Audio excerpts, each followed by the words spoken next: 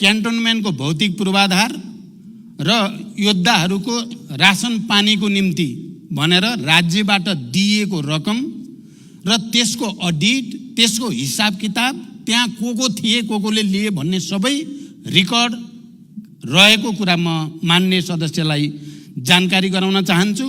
र त्यति बेला गिरिजा प्रसाद कोइराला प्रधानमन्त्री हुनुहुन्थ्यो अनि डाक्टर प्रकाश चरण महत अर्थमन्त्री हुनुहुन्थ्यो। उहाँहरू समेतको रामशरण महत, प्रकाश चरण होइन, प्रकाश चरण त अहिले हुनुहुन्छ, रामशरण महत अर्थमन्त्री हुनुहुन्थ्यो। उहाँहरू समेतले रुजु गरिसकेपछि त्यो पटाक्षेप भइसकेको कुरा हो। यसलाई अहिले राजनीतिक आग्रह र पूर्वाग्रहका साथ उठाउने गरिएको देख्दा म आफै आश्चर्यमा पर्ने गरेको छु। इतिहासको एउटा त्यस्तो परिघटना जसले देशलाई शान्तिको नयाँ युगतिर ल्याउन मद्दत गर्यो। इतिहासको त्यो संवेदनशील घडी जति बेला विभिन्न क्यान्टोनमेन्टमा हजारौं लडाकुहरू राखेर देशलाई, शान्तिलाई, लोकतन्त्र र परिवर्तनलाई संस्थागत गर्न मद्दत गर्यो र त्यो रकम जो राज्यबाट दिइयो र त्यसको अडिट भएर टुङ्गो लागिसकेको विषय पटक पटक राजनीतिक आग्रहको रूपमा ल्याइएको छ भन्ने मेरो बुझाइ छ। यो पहिलो पाटो म प्रश्न गर्न चाहन्छु। र यदि त्यस्तो केही छ, छानबिन गर्नुपर्छ भने मैले पहिला पनि आफ्नो दलको घोषणापत्रमा 2048 सालदेखिकै सबै घटनाहरूको, सबै उच्च पदस्थ अधिकारीहरूको सम्पत्ति छानबिनको सम्बन्धमा या विभिन्न समयमा उठेका भ्रष्टाचारसँग सम्बन्धित सबै मुद्दाहरूमा छानबिन गर्न म तयार छु। हामी सबै राजनैतिक तहमा एउटा सङ्कल्पको साथ सहमति गरेर जाँदा सबै चिज छानबिन गर्न सकिन्छ। देशमा सुशासनको, भ्रष्टाचारबाट उन्मुक्तिको एउटा नयाँ युग सुरु गर्न सकिन्छ। म फेरि पनि मान्य सदस्यको यो प्रश्नको उत्तर दिँदै के भन्न चाहन्छु भने क्यान्टोनमेन्टको कुरा कपोलकल्पित र पूर्वाग्रही छ भन्ने मेरो दृढ विश्वास छ। फेरि पनि कसैले दिएको उजुरीकै आधारमा छानबिन गरेर दोषी ठहरिए म आफै जेल जान तयार रहेको कुरा पनि म यहाँहरूलाई जानकारी गराउन चाहन्छु। धन्यवाद। त्यसैगरी अर्का प्रश्नकर्ता मान्य श्री दीपक कार्कीज्यूलाई सम्माननीय प्रधानमन्त्रीसँग प्रश्न सोध्न अनुमति दिन्छु। सम्मान्य सभामुखज्यू मार्फत सम्मान्य प्रधानमन्त्रीज्यूलाई मेरो र म आबद्ध दल जनता समाजवादी पार्टी नेपालको तर्फबाट नागरिकता सम्बन्धीको प्रश्न छ। जन्मसिद्ध नागरिकता प्राप्त गरिसकेको नागरिकका सन्तानले कहिले नागरिकता पाउने हुन्? बाउको नागरिकता वंशज छ तर छोराछोरीले जन्मसिद्धका नागरिकता पाएछन्। यसकारण जन्मसिद्ध नागरिकता प्राप्त गरेका नागरिकहरूको फास्ट ट्र्याकबाट कानुन ल्याई अविलम्ब नागरिकता दिन सकिन्छ कि सकिँदैन? सम्माननीय प्रधानमन्त्रीज्यू, यसअघिको सार्वजनिक सदनले दुई पटक नागरिकता विधेयक पारित गरी तत्कालीन सम्माननीय राष्ट्रपतिका पठाउँदा प्रभावित नभई उक्त विधेयक अड्किएको छ। वर्तमान सम्माननीय राष्ट्रपतिज्यूले त्यो नागरिकता विधेयक प्रमाणित गर्नुहुन्छ कि गर्नुहुन्न? उक्त नागरिकता विधेयकप्रति सम्माननीय प्रधानमन्त्रीज्यूको के धारणा छ? र सम्माननीय प्रधानमन्त्रीज्यूले प्रधानमन्त्री भइसकेपछि 6 महिनाभित्र नागरिकता समस्या समाधान गर्छु भन्नुभएको थियो। आज 5 महिना बितिसक्यो। सम्माननीय प्रधानमन्त्रीज्यूलाई 1 महिनाको अवधि छ। यसभित्र नागरिकता संविधान समस्याको समाधान होस् भन्न आम नागरिकको चाहना छ। धन्यवाद। अब सम्मानीय प्रधानमन्त्री श्री पुष्पकमल दाहाल प्रचण्डलाई उक्त प्रश्नको जवाफ दिन अनुमति दिन्छु। सभामुख महोदय, नागरिकता सम्बन्धी विषयको संवेदनशीलता बारे हामी सबै विज्ञ नै छौँ र योभन्दा अगाडिको सदनबाट, प्रतिनिधि सभाबाट र राष्ट्रिय सभाबाट समेत जन्मसिद्ध बाउ आमाका छोराछोरीहरूले नागरिकता प्राप्त गर्ने सम्बन्धी विधेयक पारित भएर प्रमाणीकरणका लागि राष्ट्रपति कहाँ गएको कुरा पनि हामी सबैलाई जानकारीमै छ। पहिलो पटक सम्मानित राष्ट्रपति कार्यालयबाट त्यो विधेयकलाई फिर्ता पठाइयो सदनमा, यो कुरा पनि हामी सबैको जानकारीमा छ। र दोस्रो पटक पनि दुवै सदनबाट पारित गरेर प्रमाणीकरणको लागि फेरि राष्ट्रपति कार्यालय पठाइएको तथ्य पनि हामी सबैलाई अवगत नै छ। तर दोस्रो पटक तत्कालीन सम्मानित राष्ट्रपतिजीले न त्यसलाई खारेज भनियो, न त्यसलाई फेरि फिर्ता पठाउने कुनै प्रावधान थियो, न त्यसलाई अरू केही गर्न सकिने स्थिति नै थियो। खालि प्रमाणीकरण गर्नुपर्ने संवैधानिक बाध्यता मात्रै थियो। संविधानले कहीँ कतै ठाउँ दिएको थिएन। तर राष्ट्रपति कार्यालयले त्यसलाई होल्डमा राखेको स्थिति छ। न फिर्ता, न खारेज, न अरू कुनै बाटो, त्यो होल्डमा छ राष्ट्रपति कार्यालयमै। अब त्यसको पोजिसन के हुने र अहिले नयाँ सदन र नयाँ राष्ट्रपतिले त्यो होल्डमा रहेको विधेयकलाई प्रमाणीकरण गर्ने या अर्को कुनै बाटो छ भन्ने बारेमा संविधानविद, कानुनविद, राजनीतिज्ञहरूसँग छलफल चलिरहेको छ। र म के कुरा प्रश्न गर्न चाहन्छु भने हामीले बार एसोसिएसन लगायत संविधान र कानुनका विज्ञहरूसँग एउटा ठुलो छलफलको आयोजना बालुवाटारमा गरेका थियौँ र त्यो छलफलमा उपस्थित सबै पूर्व महान्यायाधिवक्ता, अहिलेका महान्यायाधिवक्ता लगायत सबै संविधान र कानुन विज्ञहरू जो उपस्थित हुनुहुन्थ्यो, उहाँहरू सबैले सर्वसम्मत रूपमा त्यो विधेयकलाई राष्ट्रपतिले प्रमाणीकरण गर्न केही बाधा छैन, उहाँले प्रमाणीकरण गर्न सक्नुहुन्छ र गर्नु पनि पर्छ भन्ने नै सुझाव थियो। र त्यो सुझावको आधारमा मैले सम्माननीय राष्ट्रपतिजीलाई भएको छलफलको जानकारी पनि गराएँ। यस्तो छलफल भयो र यो सुझाव छ भन्ने कुरा। राष्ट्रपतिजीले यो बारेमा मैले पनि केही कानुनविद, संविधानविदहरूको राय लिएर मात्रै यसको बारेमा टुङ्गोमा पुग्छु भन्ने जानकारी दिनुभयो र अहिलेसम्म सायद उहाँ अध्ययनकै प्रक्रियामा हुनुहुन्छ। र अब यही सदनमा दुईटै सम्भावना म देख्छु। त्यहाँ उपस्थित भएको सुझावको आधारको एउटा बाटो, अर्को बाटो फेरि यही सदनबाट नै, अहिलेको यो नयाँ सदनबाट त्यसको विषयमा एउटा या त सङ्कल्प प्रस्ताव मार्फत या अरू कुनै प्रस्ताव मार्फत राष्ट्रपतिजीलाई त्यो विधेयकको बारेमा प्रमाणीकरण गर्न अनुरोध गर्ने बाटो एउटा हुन सक्छ, या अर्को क्याबिनेटबाट डिसिजन गरेर राष्ट्रपतिसँग अनुरोध गर्ने पनि एउटा बाटो हुन सक्छ। तर अब त्यो विधेयकलाई खारेज गरेर फेरि अर्को विधेयक ल्याउने बारेमा पनि मतहरू छन्। फेरि सदनमा अर्को विधेयक ल्याएर त्यो जिरोमा गयो। त्यसकारण अब त्यो जिरोमा गइसकेको विधेयकलाई, अब मृत भइसकेको विधेयकलाई जीवित मान्न सकिँदैन भन्ने मत पनि सदनभित्र पनि छ, सदन बाहिर पनि छ। त्यसकारण यो विषयमा छलफल चलेको छ। माननीय सदस्यले भने जस्तै म के ठान्छु र मेरो तर्फबाट प्रधानमन्त्रीको हैसियतले मेरो के कोसिस छ भने 1 महिनाभित्रै यसको टुङ्गो लाग्छ। धन्यवाद। अर्का प्रश्नकर्ता माननीय श्री मेटमणि चौधरीको तर्फबाट माननीय श्री शेरबहादुर कुँवरलाई सम्माननीय प्रधानमन्त्रीसँग प्रश्न सोध्न अनुमति दिन्छु। सम्माननीय सभामुखज्यूको अनुमतिले सम्माननीय प्रधानमन्त्रीज्यू समक्ष मेरो प्रश्न यस प्रकार छ। नेपाललाई भुटानी शरणार्थी बनाएर अमेरिका पठाउने नाममा करोडौँको ठगी धन्दा भएको छ। यस कार्यमा शीर्ष नेतृत्व नै संलग्न रहेको प्रमाण भेटिन थालेको समाचार सञ्चार माध्यमबाट प्रसारण भइरहेको छ।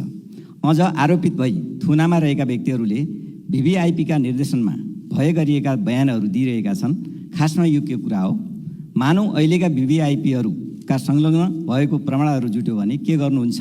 उहाँहरूलाई कारबाहीको दायरामा ल्याउनुहुन्छ कि हुँदैन? पहिलो प्रश्न। दोस्रो प्रश्न, यसै गरी मुलुक अहिले आर्थिक रूपमा सङ्कटग्रस्त छ। बजारमा पैसा अभावको कारण अर्थतन्त्र चलायमान हुन सकेको छैन। जनताहरूलाई छाक जुटाउन मुस्किल परिरहेको छ। यो अवस्था कहिलेसम्म रहने? समाधानको लागि प्रधानमन्त्रीज्यूसँग योजना के छ? धन्यवाद। सम्माननीय प्रधानमन्त्रीलाई उक्त प्रश्नको जवाफ दिन अनुमति दिन्छु। सभामुख महोदय, यो विषय अहिलेको सबभन्दा बढी चर्चामा रहेको र एउटा संवेदनशील विषय हो।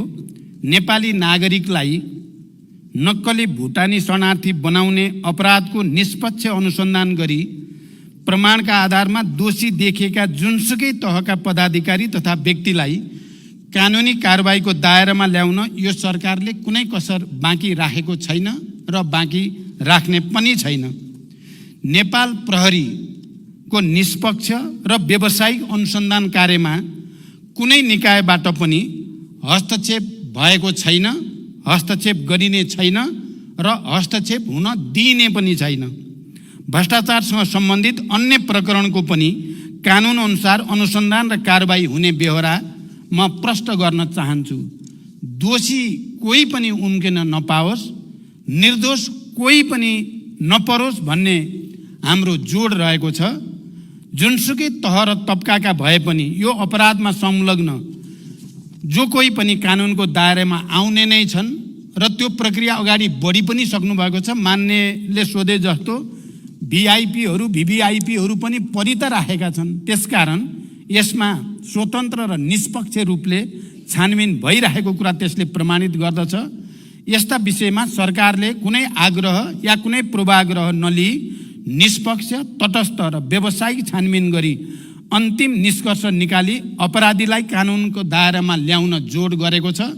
प्रधानमन्त्रीको हैसियतले मैले माननीय उपप्रधानमन्त्री तथा गृहमन्त्रीलाई यसमा दृढतापूर्वक र निष्पक्षताका साथ दोषी नउम्कने, निर्दोष नपर्ने नीति अन्तर्गत अगाडि बढ्न निर्देशित गरेको छु र मैले जानकारी पाएसम्म प्रहरीले पनि स्वतन्त्र र निष्पक्ष छानबिन प्रक्रिया अगाडि बढाइराखेको छ र यो हामी सँगै सबै राजनीतिक दलहरूको निम्ति, सबै राजनीतिक नेतृत्वको निम्ति र देशकै निम्ति पनि निकै गम्भीर र संवेदनशील विषय भएको छ।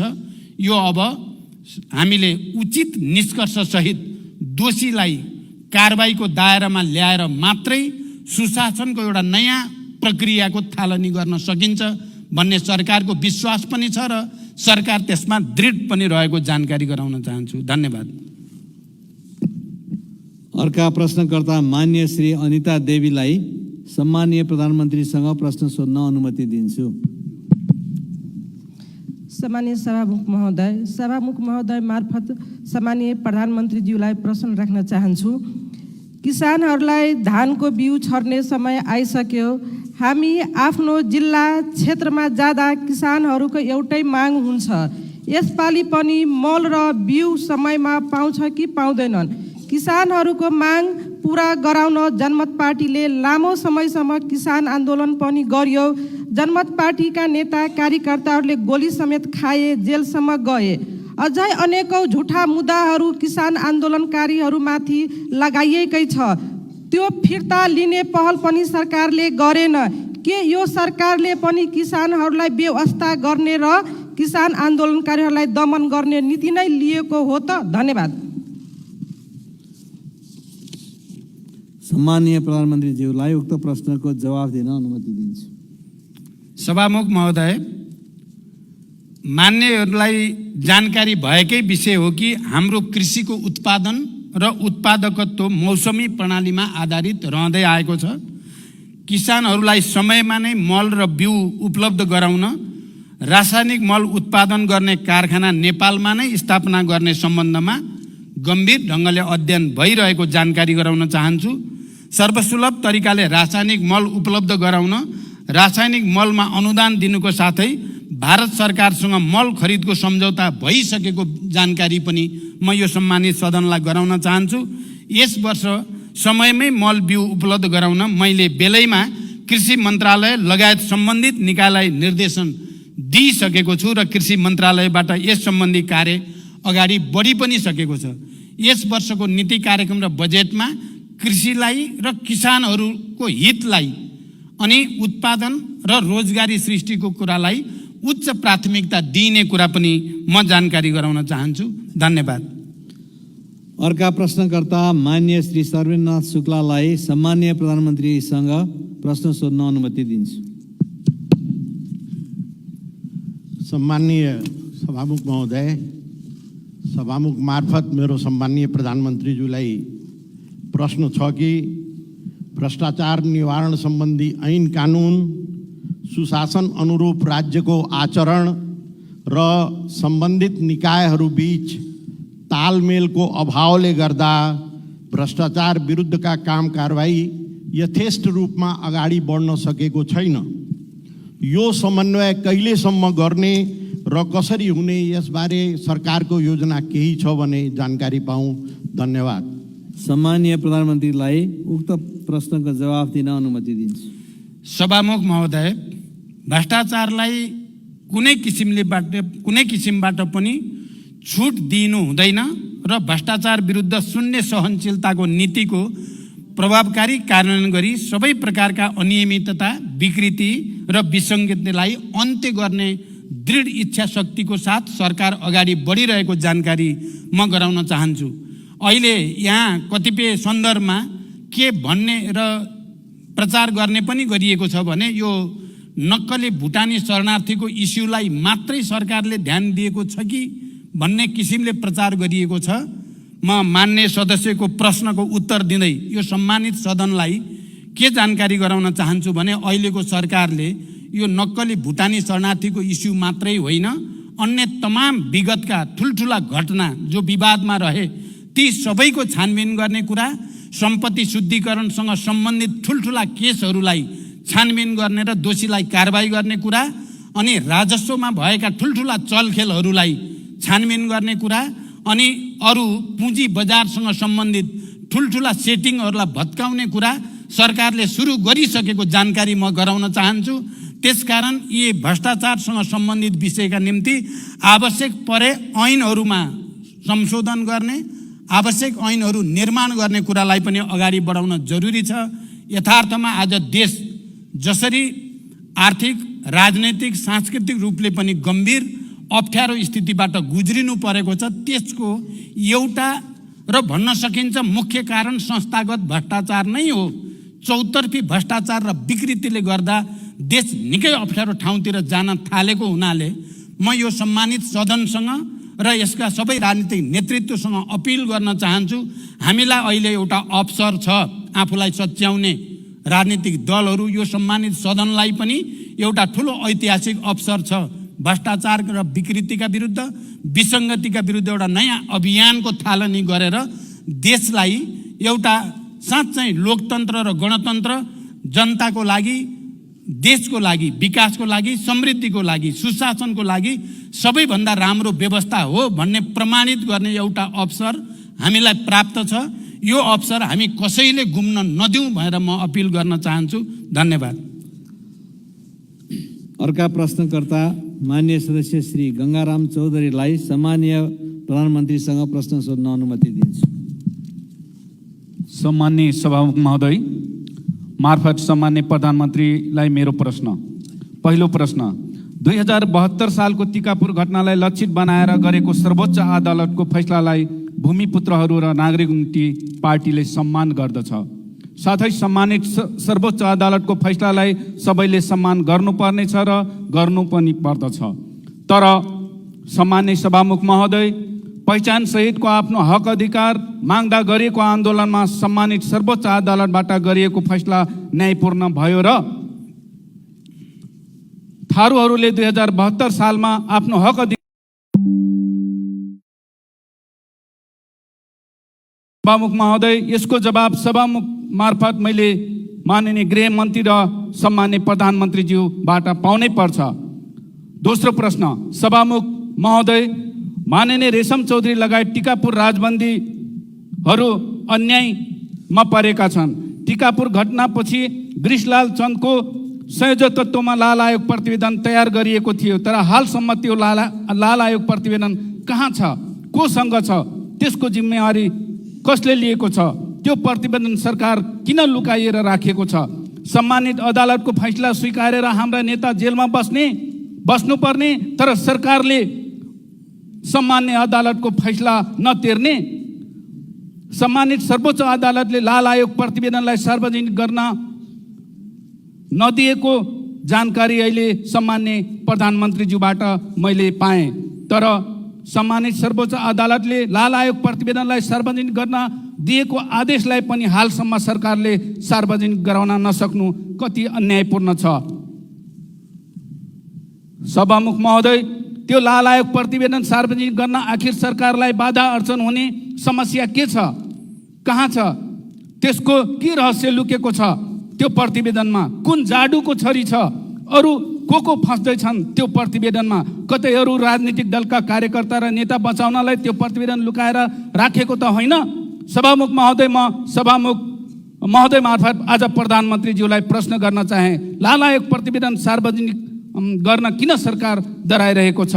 र अन्तमा मैले सभामुख महोदय, भर्खरै टिकापुर घटनाको कारण 7 वर्ष जेल जीवन बिताउने सीताराम थारू निर्दोष साबित भएर कारागार मुक्त भएका छन्। उहाँको 7 वर्ष जेल जीवनको क्षतिपूर्ति कसले दिने? त्यसैले सभामुख महोदय, टिकापुर घटनामा सफाई पाएका ती सबै निर्दोषलाई सरकारले अविलम्ब क्षतिपूर्ति दिनुपर्छ। र अन्तमा मेरो तेस्रो प्रश्न के छ भनेपछि, हालसम्म सुदूरपश्चिम सरकार बन्न नसक्नुको राज के हो? सभामुख महोदय मार्फत म प्रधानमन्त्रीज्यूलाई, सामान्य प्रधानमन्त्रीज्यूलाई प्रश्न गर्न चाहे। सरकार बनेको 5 महिना पुग्दैछ, हालसम्म सुदूरपश्चिम सरकार बनाउन नसक्ने सरकार के कारणले बन्न सकेको छैन? धन्यवाद। सम्माननीय प्रधानमन्त्रीज्यूलाई उक्त प्रश्नको जवाफ दिन अनुमति दिन्छु। सभामुख महोदय, मान्य सदस्यले एउटा प्रश्नको ठाउँमा 4-5 वटा प्रश्न जोडेर गर्नुभयो, केही छैन, ठिक छ।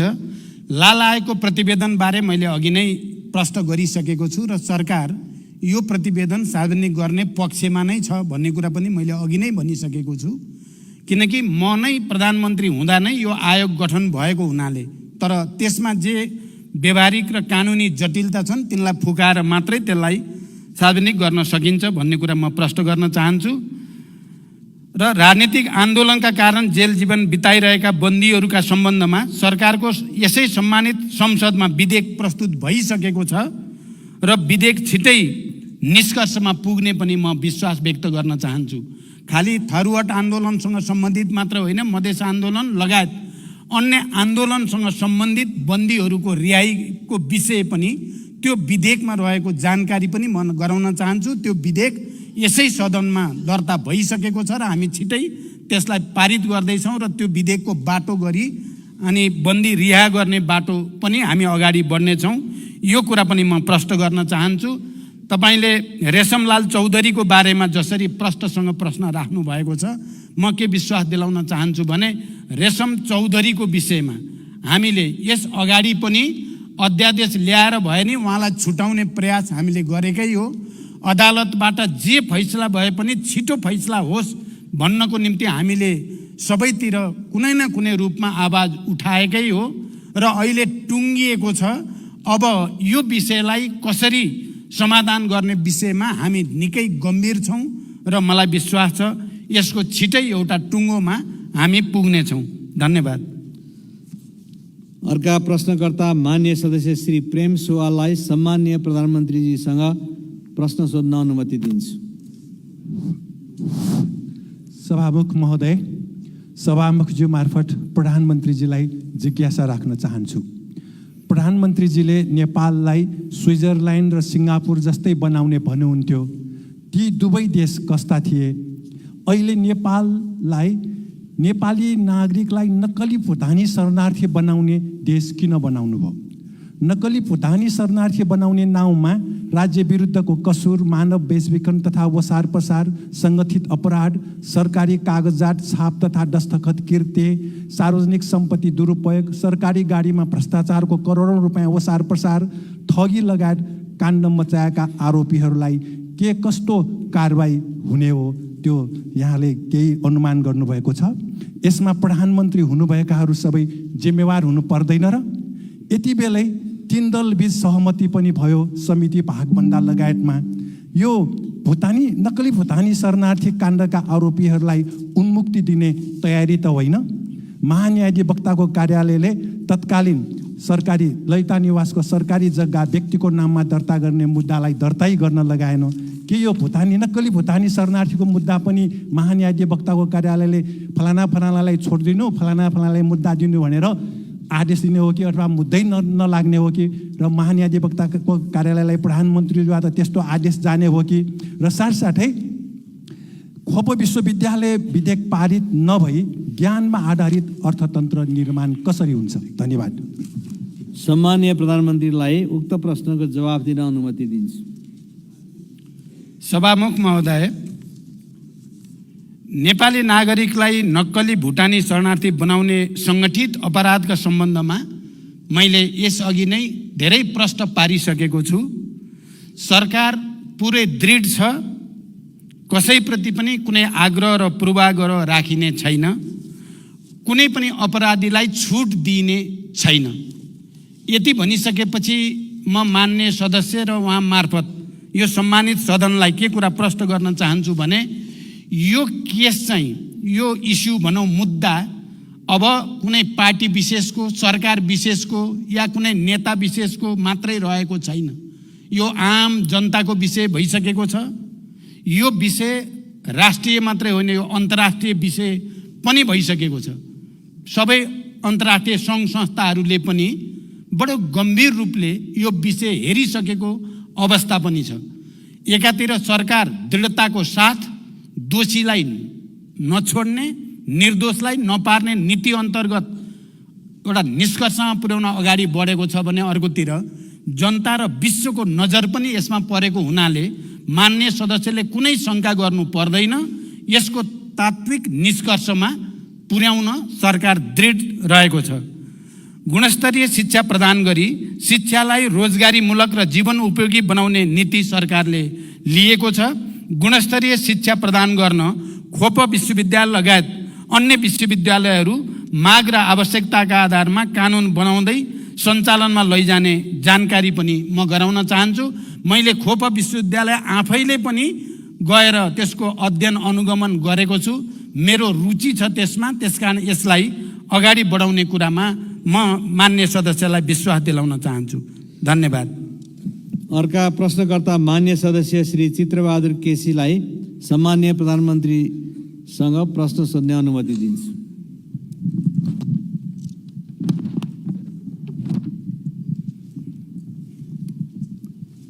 सम्माननीय सभामुखज्यू मार्फत सम्माननीय प्रधानमन्त्रीलाई प्रश्न गर्न चाहन्छु। नेपालमा नयाँ प्रधानमन्त्री हुँदा विदेश भ्रमणमा जाँदा पहिलो भ्रमण भारतबाटै गर्नुपर्ने नेपालीको बाध्यता के होला? यति हो। सम्माननीय प्रधानमन्त्रीलाई उक्त प्रश्नको जवाफ दिन अनुमति दिन्छु। सभामुख महोदय, नेपालमा त्यस्तो कुनै बाध्यता छैन र यो बाध्यता छैन भन्ने कुराको जवाब मैले आफ्नो पहिलो प्रधानमन्त्री कालमा दिइसकेको छु व्यवहारबाट नै। तर भारतसँगको हाम्रो सिमाना, खुला सिमाना, हाम्रो आर्थिक, व्यापारिक, राजनीतिक, सांस्कृतिक सम्बन्धको विशिष्टताको कारणले त्यो प्रचलन रहेको भए पनि त्यस्तो कुनै राजनैतिक बाध्यता भने हामीलाई छैन र त्यो कुरा हामीले प्रमाणित पनि गरिसकेका छौँ। धन्यवाद। त्यस्तै अर्का प्रश्नकर्ता मान्य सदस्य श्री प्रभु शाहलाई सम्माननीय प्रधानमन्त्रीसँग प्रश्न सोध्ने अनुमति दिन्छु। सम्माननीय सभामुखज्यू मार्फत सम्माननीय प्रधानमन्त्रीजीलाई प्रश्न गर्न चाहन्छु। अहिलेसम्म नेपाली नागरिकता त्यागेर विदेशी नागरिकता लिनेहरूको सङ्ख्या कति हो? उनीहरू किन नेपाल त्यागे? नेपाल छोडेपछि उनीहरूको सम्पत्तिको अवस्था के छ? विदेश लग्यो भने के कति सम्पत्ति लग्यो? यसलाई रोक्न सरकारले अहिलेसम्म के कस्तो कदम चालेको छ? विदेशमा नेपालीहरूले लुकाएर राखेको ब्ल्याक मनी कति हो र त्यसको छानबिन र फिर्ता ल्याउन सरकारले के गरिरहेको छ? आज नेपालमा किन नेपालीहरू भविष्य देख्न छोड्यो? त्यससँगै अर्को प्रश्न, गौर हत्याकाण्डको छानबिन के भइरहेको छ? अपराधीलाई कानुनको दायरामा ल्याउँछ कि ल्याउँदैन, पीडितहरूले न्याय पाउँछ कि पाउँदैन। धन्यवाद। सम्मान्य प्रधानमन्त्रीलाई उक्त प्रश्नको जवाफ दिन अनुमति दिन्छु। सभामुख महोदय, नेपाली नागरिकता त्यागी विदेशमा बसोबास गर्दै आएका नागरिकको गृह मन्त्रालयबाट तथ्याङ्क सङ्कलनको कार्य भइरहेको जानकारी म गराउन चाहन्छु। नेपाली नागरिकले नेपालमा रहेको सम्पत्ति बेचबिखन गरी विदेशमा लैजान नपाउने कानुनी व्यवस्था रहेको कुरा हामी सबैलाई थाहा नै छ। विद्यार्थी र पर्यटक भिसामा जाने व्यक्तिहरूले लगेको विदेशी मुद्राको तथ्याङ्क नेपाल राष्ट्र ब्याङ्कले समय समयमा प्रकाशन गर्ने गरेकै छ। जहाँसम्म गौर हत्याकाण्डको कुरा मान्य सदस्यले उठाउनु भयो, म चाहिँ के पक्षमा छु भने विगतका ती सबै विभत्स र भयानक हत्याकाण्डहरूको नयाँ चेहराबाट छानबिन हुनुपर्दछ। चाहे त्यो गौरको केस होस्, चाहे त्यो भयानक दरबार हत्याकाण्ड, नेपालको इतिहासकै सबभन्दा विभत्स हत्याकाण्डको पनि नयाँ चेहराबाट छानबिन हुनुपर्दछ। अहिले जे जसरी फेरि ती कुरालाई बिर्साउने कोसिस भइराखेको छ, त्यसलाई हामीले गम्भीर रूपमा लिनुपर्दछ भन्ने म ठान्छु। मदन आश्रितको बारेमा पनि नयाँ चेहराबाट छानबिन हुनुपर्दछ भन्ने म ठान्दछु। तर यसको निम्ति हामी सबैले गम्भीर रूपले विचार विमर्श गरेर उपयुक्त बाटो पहिल्याउनु पर्छ भन्ने मेरो विश्वास छ। धन्यवाद। अर्का प्रश्नकर्ता मान्य सदस्य डाक्टर अमरेश कुमार सिंहलाई सम्मान्य प्रधानमन्त्रीसँग प्रश्न सोध्न अनुमति दिन्छु। सम्मानीय सभामुख महोदय, सभामुख मार्फत सम्मानीय प्रधानमन्त्रीजीलाई केही प्रश्न राख्न चाहन्छु। 2063 सालपछि ठुला ठुला भ्रष्टाचारका काण्डहरू पोखरा विमानस्थल, आयल निगमको जग्गा खरिद, काठमाडौँ निजगत फास्ट्याग, वाइड बडी जहाज खरिद, ओम्नी काण्ड, नेपाल ट्रस्टको जग्गा लिज प्रक्रिया, एनसेलको कर छुट, बालुवाटारको ललिता निवास जग्गा काण्ड छानबिन कहिलेदेखि सुरु हुन्छ? साथै आम नेपाली नागरिकले राजनीति रहित गुणस्तरीय सहज एवं सुलभ तरिकाले शिक्षा, स्वास्थ्य, न्याय एवं रोजगारी र किसानले समयमै मल, बिउ र उत्पादनको चाहिँ उचित बजार पाउने दिन कहिले आउँछ? र अर्को एउटा प्रश्न छ कि ललितपुर आन्तरिक राजस्व कार्यालयको एउटा कागजात बाहिर आएछ। नेपालको सबभन्दा महँगो शुल्क लिने उलेन्स स्कुलको आयकर माफ गरिएको छ र जहाँ बुढा निकण्ठमा नेपाली विद्यार्थी, गरिब विद्यार्थी छात्रवृत्तिमा पढ्छ त्यहाँ आयकर लिने गरिन्छ। यस्तो परम्परा कहिलेसम्म रहन्छ? धन्यवाद। सम्मान्य प्रधानमन्त्रीलाई उक्त प्रश्नको जवाफ दिन अनुमति दिन्छु। मान्य सदस्यज्यूले उठाउनु भएको यो प्रश्नका उत्तरहरू मैले अघिल्ला उत्तरहरूमा दिइसकेको छु। त्यसकारण यी सबै ठुल्ठुला काण्डहरू, हत्याकाण्डहरू या भ्रष्टाचारका काण्डहरूको छानबिन प्रक्रिया अगाडि बढाउने बारे सरकार गम्भीर रूपले लागिरहेको जानकारी म फेरि दोहोऱ्याउन चाहन्छु। र अन्य विषयहरू चाहिँ को बारेमा तपाईँले ध्यान आकर्षण गराउनु भएको छ, ध्यान आकर्षण भएको कुरा पनि म जानकारी गराउँछु। धन्यवाद। अर्का प्रश्नकर्ता मान्य सदस्य श्री योगेन्द्र मण्डललाई सम्मान्य प्रधानमन्त्रीसँग प्रश्न सोध्न अनुमति दिन्छु। सम्मान्य सभामुख महोदय, सम्मान्य सभामुख महोदय मार्फत प्रधानमन्त्रीज्यूलाई मेरो प्रश्नभन्दा पनि संसदको पहिलो बैठकमा प्रधानमन्त्रीज्यूले आफ्नो भनाइ राख्दा धेरै राम्रा उच्च विचार, देश बनाउने विचारहरू राख्नु भएको थियो। त्यो विचारहरू अहिले पनि झल्झली आइरहेछ। त्यो मध्ये बेरोजगारी, 50 लाख गरिब किसानहरूको कुरा उठाउनु भएको थियो। त्यसमा पनि विशेष गरी नागरिकताको विषय 6 महिनाभित्र नागरिकताको समस्या समाधान गर्छु भनेर भन्नुभएको थियो। त्यसै सन्दर्भमा अहिले भर्खर प्रधानमन्त्रीले जवाब पनि दिनुभयो, 6 महिना 1 महिनाभित्र गर्छु। र यो 1 महिनाभित्र गर्छु भन्दाखेरि हामी कति प्रतिशतले विश्वस्त हौँ कि कन्फर्म यसपालि 1 महिनाभित्र यो नागरिकता हुन्छ? यो मेरो प्रश्न हो। र सँगसँगै अहिले सुन्नमा आएको खास गरी खेलाडीहरू जुन अन्तर्राष्ट्रिय खेलाडी जुन भएको छ, अहिले हाम्रो नेपालको जुन गौरव हामीलाई गौरव दिलाएको छ, ती खेलाडीहरूलाई रकम दिने, आर्थिक सहयोग गर्ने सरकारले घोषणा गर्ने र त्यो चाहिँ पहिला पनि घोषणा गरेको र भर्खर अस्ति घोषणा गरेको पनि पहिला पनि नपाएको भन्ने सुन्न आएको छ। के हो? म अनुरोध गर्न चाहन्छु। धन्यवाद। सम्मान्य प्रधानमन्त्रीज्यूलाई उक्त प्रश्नको जवाफ दिन अनुमति दिन्छु। सभामुख महोदय, नागरिकता समस्या समाधान सम्बन्धमा म प्रधानमन्त्री हुँदै गर्दा दुईटा गठबन्धन अगाडि आए। बडो यो पनि एउटा संयोग नै भन्नुपर्दछ र दुवै गठबन्धनले साझा न्यूनतम कार्यक्रमको घोषणा गर्दै गर्दा नागरिकताको मुद्दालाई 6 महिनाभित्र समाधान गर्ने कमिटमेन्ट प्रतिबद्धता व्यक्त गरिएको छ। यहाँ अघि मान्य सदस्यले 6 महिनामध्ये 5 महिना बित्यो, अब कति लाग्छ भनेर सोधेको सन्दर्भमा मैले केही व्याख्या सहित अब 1 महिनाभित्र यसलाई टुङ्ग्याउन सकिन्छ भनेर मैले विश्वास दिलाएको छु। तपाईँले प्रतिशतमा सोध्नुभयो, 1 महिनाभित्र मेरो विचारमा 100% नै यो समस्या समाधान गर्नुपर्छ, गर्न सकिन्छ। धन्यवाद। अर्का प्रश्नकर्ता मान्य सदस्य श्री दीपक गिरीलाई म सम्माननीय प्रधानमन्त्रीज्यूलाई आफ्नो प्रश्न राख्न अनुमति दिन्छु। सामान्य सभामुखज्यू, म सामान्य सभामुखज्यू मार्फत प्रधानमन्त्रीजीलाई एउटा प्रश्न राख्न गइरहेको छु। 7 दशक पहिला विक्रम सम्वत 2011 सालमा स्थापना भएको दाङ तुलसीपुर स्थित ऐतिहासिक र मध्यपश्चिम जनताको लागि महत्त्वपूर्ण तरिगाउँ विमानस्थल हालसम्म स्तर उन्नति हुन सकेन।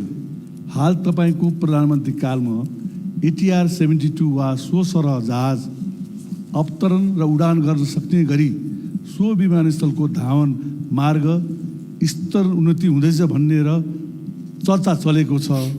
आगामी अब 2080-81 मा तरिगाउँ विमानस्थलको धावन मार्ग स्तरोन्नति गर्न नेपाल सरकारसँग के कस्तो योजना र रणनीति रहेको छ? धन्यवाद।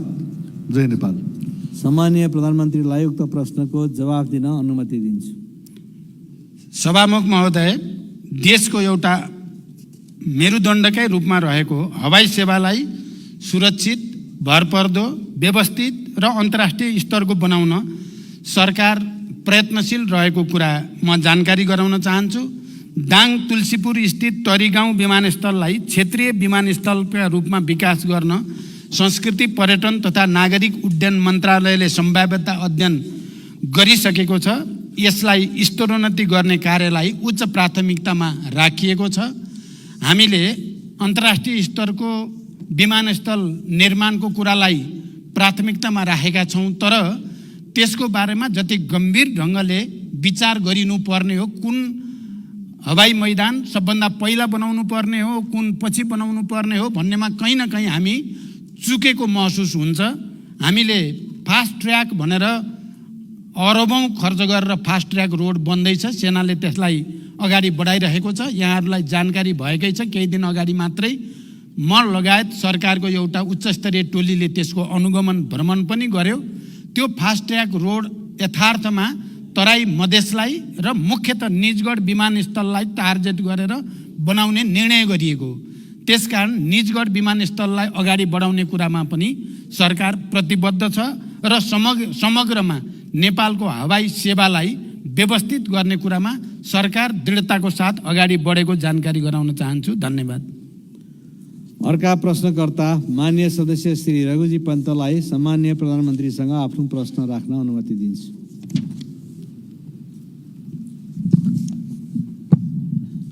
सभामुख महोदय, सबभन्दा पहिला त म सभामुख महोदयलाई धन्यवाद दिन चाहन्छु। प्रत्येक महिनाको पहिलो हप्ता प्रधानमन्त्रीसँग प्रत्यक्ष प्रश्न सोध्न पाइने हाम्रो नियमावलीको दफा 56 को 1 मा उल्लेख भए पनि 5 महिनापछि आज यो सुदिन आएको छ। यसको लागि सभामुखज्यूको पहल गर्दैलाई धन्यवाद, प्रधानमन्त्रीज्यूलाई पनि धन्यवाद। प्रधानमन्त्रीज्यूलाई हेर्न त बडा विशेष समय पनि बोल्नु पर्यो, आकस्मिक समयमा पनि बोल्नु पर्यो। जनता दुब्लाएर गएका छन्, मारमा परेका छन्, महँगीमा परेका छन्, आर्थिक मन्दी छ। यी सबैको बारेमा प्रधानमन्त्रीसँग छलफल गर्न पाइयोस् यो संसदमा भनेर पटक पटक आग्रह गरियो। केही नलागेर 0 आवरमा प्रधानमन्त्री कहाँ हुनुहुन्छ भनेर खोज्नुपर्ने, सूचना जारी गर्नुपर्ने अवस्था पनि आयो। धन्यवाद छ। आज धेरै दिनपछि देखेर होला प्रधानमन्त्रीज्यू मेरो आँखालाई भ्रम परेको त होइन होला। प्रधानमन्त्रीज्यू पहिले भन्दा ह्यान्डसम देखिनु भएको छ। के भन्नुभयो? झन् दौरा सुरुवाल लाएर आउनु भएको छ, खाइलाग्दो पनि देखिनु भएको छ। कामना छ प्रधानमन्त्रीज्यू जति खाइलाग्दो देखिनु भएको छ, नेपाली जनता पनि छिटै नै त्यस्तै खाइलाग्दो देखिउन्। म अब आफ्नो प्रश्नतिर जान चाहन्छु सभामुख महोदय। तर प्रश्न सोध्नुभन्दा अगाडि म अर्को एउटा प्रश्न गर्न चाहन्छु। यो प्रश्न कसले आउट गर्यो? मेरो प्रश्न, अरू सांसदहरूको प्रश्न कसले आउट गर्यो? यो संसदभित्र प्रधानमन्त्रीलाई प्रत्यक्ष प्रश्न सोध्ने विशेषाधिकार सांसदको मात्रै हो।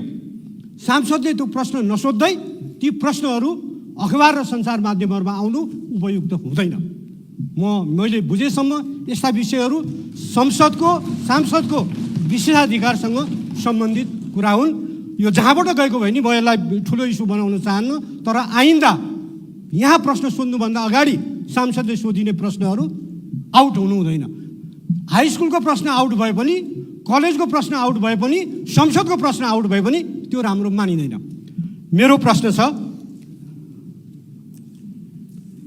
यो नेपाल भारत सम्बन्धका विविध पक्ष 1950 को सन्धि लगायत ती विविध पक्षमा सुझाव दिन गठित प्रबुद्ध व्यक्ति समूह इमिनेन्ट पर्सन ग्रुपको प्रतिवेदन तपाईको भारत भ्रमणको बेलामा दुवै प्रधानमन्त्रीले बुझ्ने काम हुन्छ कि हुँदैन?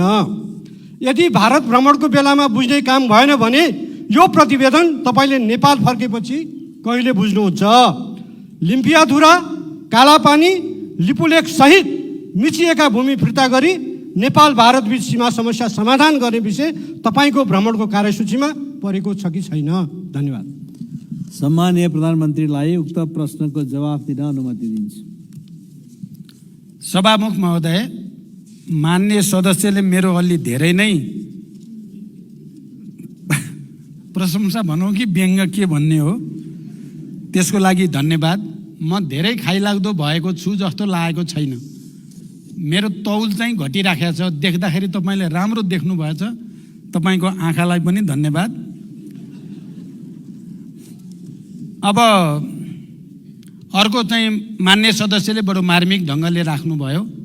यो सदनमा मान्य सदस्यहरूले प्रत्यक्ष रूपमा प्रधानमन्त्रीलाई सोध्ने प्रश्न पहिले नै मिडियामा आउनु राम्रो होइन, यसमा सतर्क हुनुपर्छ र यसलाई रोकिनुपर्छ भन्ने कुरा। अघि एकछिन मेरो कार्यकक्षमा त्यहाँ थोरै व्यङ्ग जस्तो पनि भयो। एकजना मान्य सदस्यले भन्नुभयो पहिल्यै गएछ प्रश्न, मैले सोधेँ मेरो उत्तर पनि आछ कि छैन बाहिर? अब मेरो उत्तर पनि बाहिर आइसकेको छ भने त सदन बस्नै परेन। प्रश्न पनि आइसकेको छ, तर उत्तर आएको रहेनछ। कम्तीमा त्यो कुरा चाहिँ गनिमत भन्नुपर्छ। जहाँसम्म भारत भ्रमणबारे कुरा मान्य सदस्यले राख्नु भएको छ, यी सबै गम्भीर विषयमा इपिजी रिपोर्टदेखि लिएर सीमा समस्यासँग सम्बन्धित विषयहरू, हाम्रो जमिनसँग सम्बन्धित विषयहरूमा पनि हामीले के कुरा प्रश्न गरेका छौँ भने हाम्रो 1 इन्च जमिन पनि हामी छोड्न सक्दैनौँ, हामीलाई छिमेकीको 1 इन्च जमिन पनि चाहिँदैन। यो नीति अन्तर्गत हामी नेपालका सबै राजनीतिक दलहरू र यो सम्मानित सदन सबै नै हामी एकमत नै छौँ। त्यही मान्यताभित्र रहेर नै भारत सरकारसँग कुराकानी हुन्छ।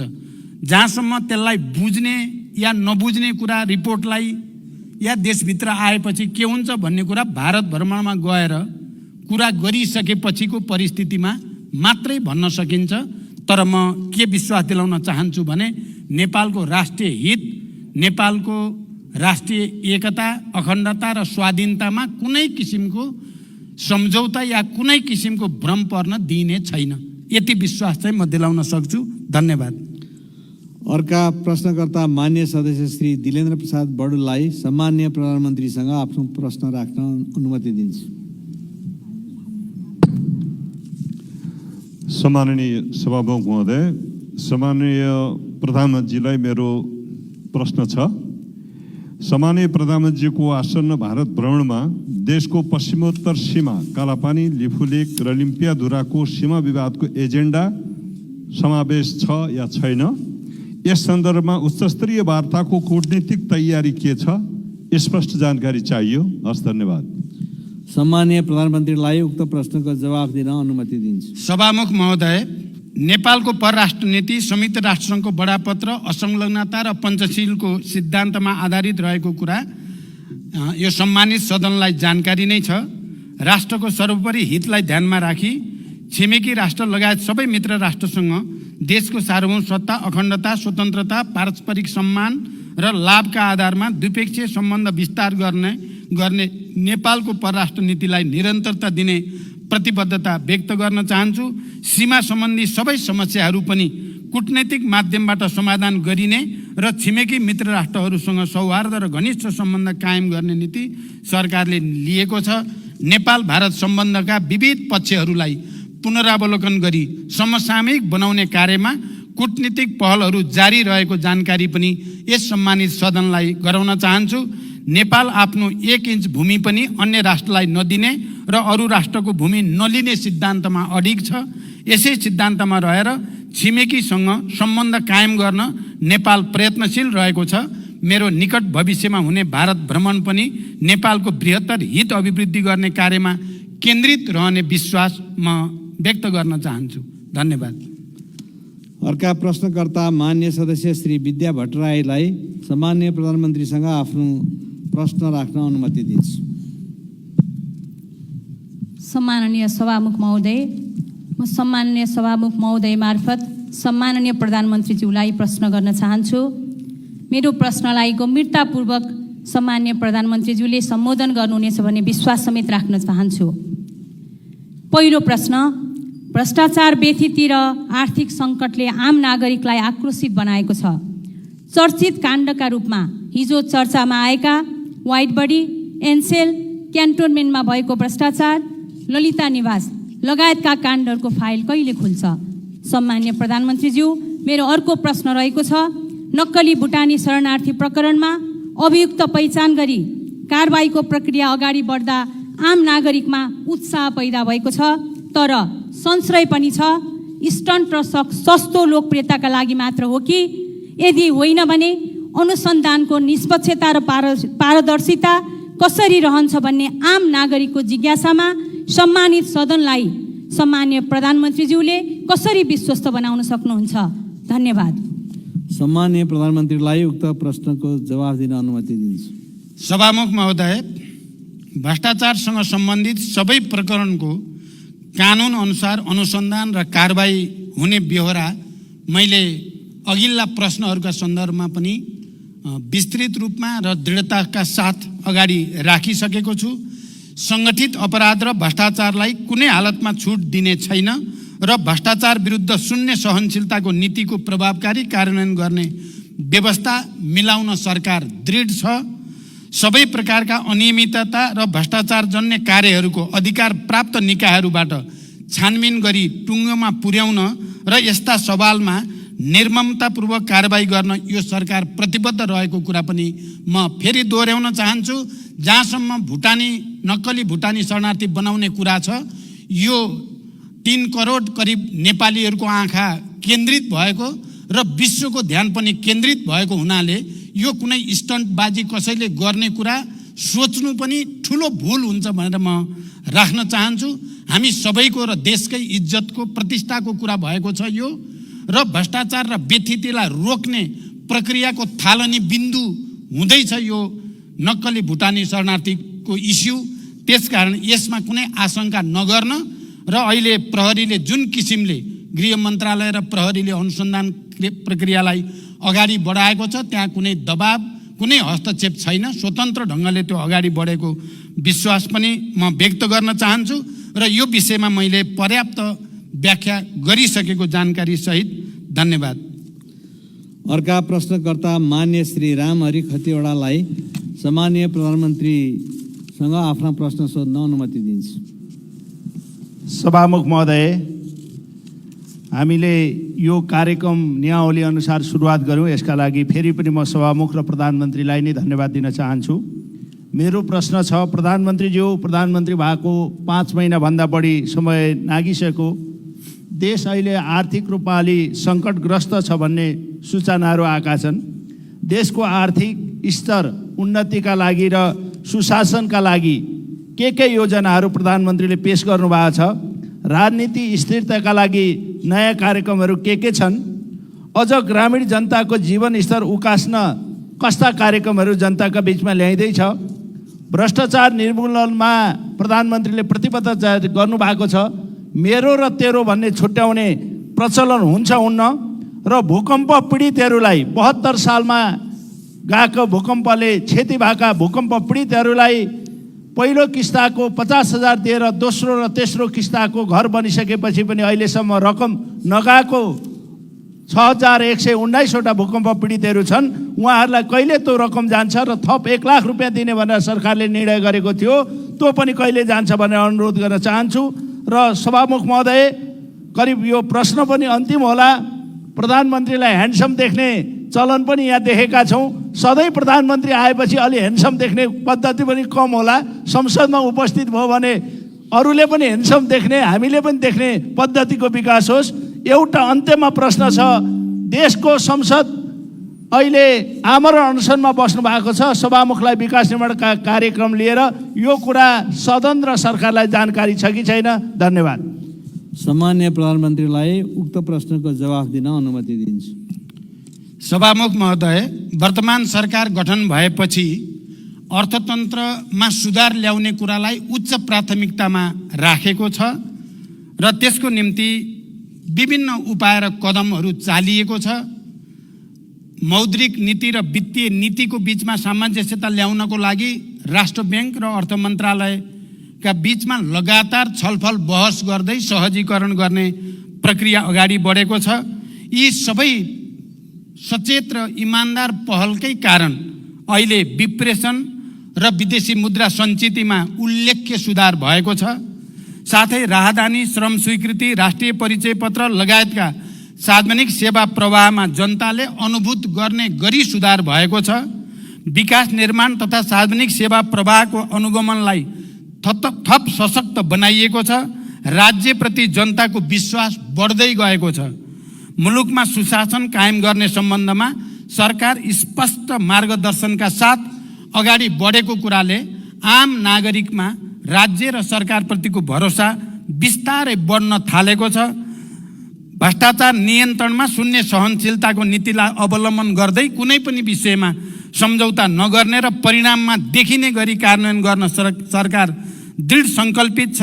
फौजदारी र सङ्गठित अपराधको जालो तोड्नका लागि गृह मन्त्रालयलाई स्पष्ट निर्देशन सहित अगाडि बढाइएको छ। भूकम्प पीडितको बाँकी किस्ता 2080 असार मसान्तसम्म भुक्तानी गराइने जानकारी पनि म गराउन चाहन्छु।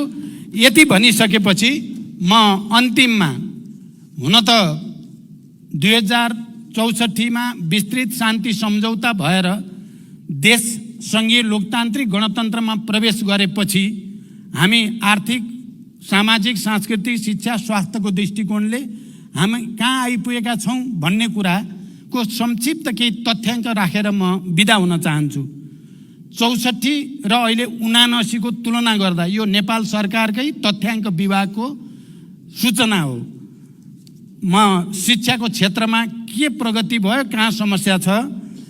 2064 सालमा प्राइमरी स्कुलहरूको सङ्ख्या 30,924 थियो, अहिले त्यो बढेर 35,187 भएको छ।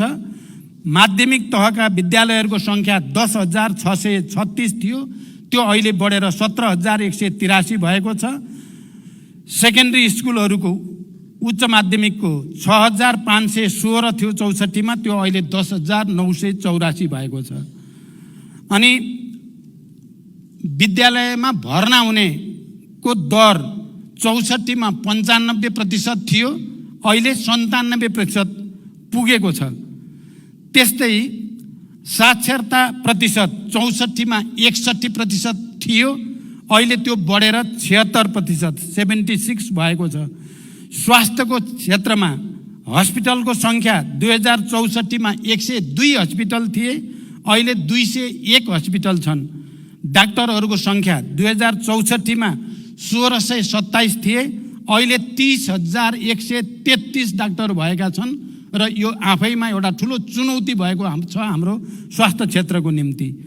अनि यो सरदर आयु 64मा 64 वर्ष नै थियो, नेपालीको सरदर आयु अहिले त्यो बढेर 72 वर्ष भएको छ। अनि बाल मृत्यु दर 64 मा 48%, 1000 मा 48 बालबालिका मृत्यु हुने गर्थ्यो, अहिले त्यो घटेर 28 मा आएको छ। 5 वर्षभन्दा मुनिका बालबालिका मर्ने दर 64 मा 61 थियो, अहिले त्यो घटेर 33 मा आएको छ। उल्लेख्य सुधार यसबाट देख्न सकिन्छ। अनि इन्स्टिट्युसनल डेलिभरी अथवा अस्पतालमा या स्वास्थ्य केन्द्रमा गएर डेलिभरी बच्चा जन्माउने प्रक्रिया 64 मा 18% मात्रै जान्थे अस्पतालमा गएर बच्चा जन्माउने काम, अहिले 79%, धेरै ठुलो प्रगति त्यसमा देखिएको छ। त्यस्तै आर्थिक क्षेत्रमा पर क्यापिटा इन्कम चाहिँ पहिला 37,000 GDP थियो, अहिले 1,82,000 पुगेको छ। रेमिटेन्स 64 मा 17% थियो, अहिले 20% भएको छ। अनि माल निर्यात गर्ने 64 मा 13 थियो, अहिले घटेको छ, त्यो 7% मा घटेको छ। इम्पोर्ट 33% थियो, अहिले 43% मा बढेको छ।